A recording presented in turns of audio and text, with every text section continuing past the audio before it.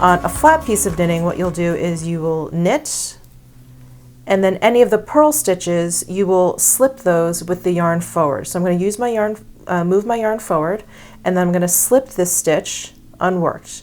And then I'm going to move my working yarn back behind my work, and then I'm going to knit. So I'm going to knit all my knit stitches and slip all my purl stitches with the yarn forward. So I'm going to do that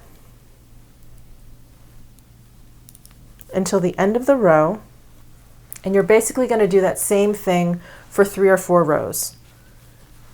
Now if you're knitting in the round, you're going to do, because the right side is always facing you, what you're going to do is you're going to have to switch. So for the first round, you're going to knit all the knit stitches, and then you're going to slip all the purl stitches. But then on the second round, what you're going to do is slip all the knit stitches with the yarn and back, and then work all the purl stitches. So let me show you that just so I'm clear. I'm going to go ahead and finish up this row by knitting the knits and slipping the purls. So if you make believe that this is knitting in the round,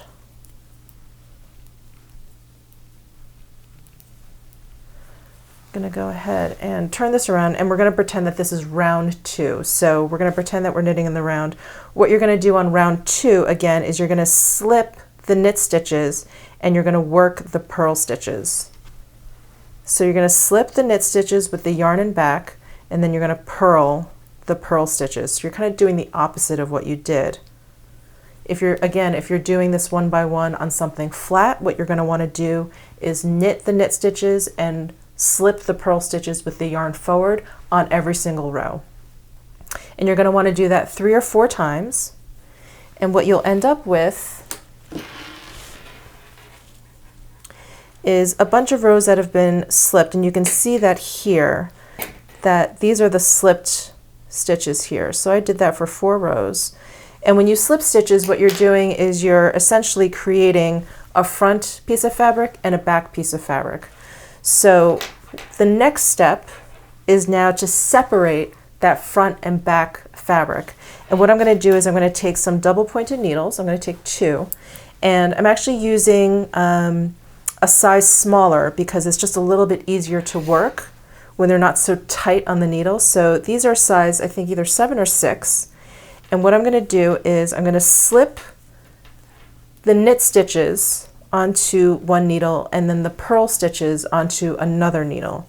So the knit stitches are essentially the fabric in the front, and the purl stitches make up the fabric in the back. So I'm going to take my 2 needles, I'm going to kind of separate them out, and I'm going to carefully slip one knit onto one needle and then one purl onto the other. And I'm going to go back and forth so that I'm separating them front and back.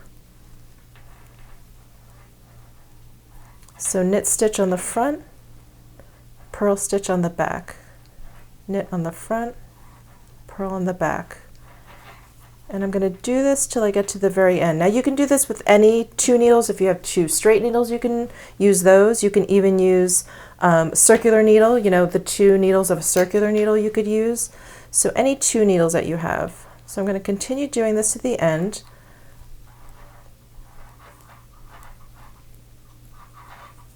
It takes a bit of coordination.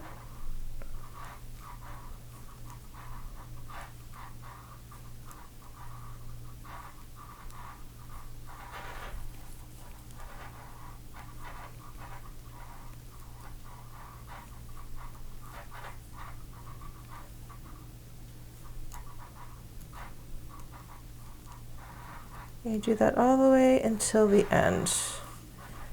Okay. Put that aside, and now you'll see, because of those slip stitches, I have like two sides of fabric here. And so what I'm going to do is I'm going to use the Kitchener stitch to kind of graph these 2 fabrics together, and that's what makes that sort of invisible tubular bind off.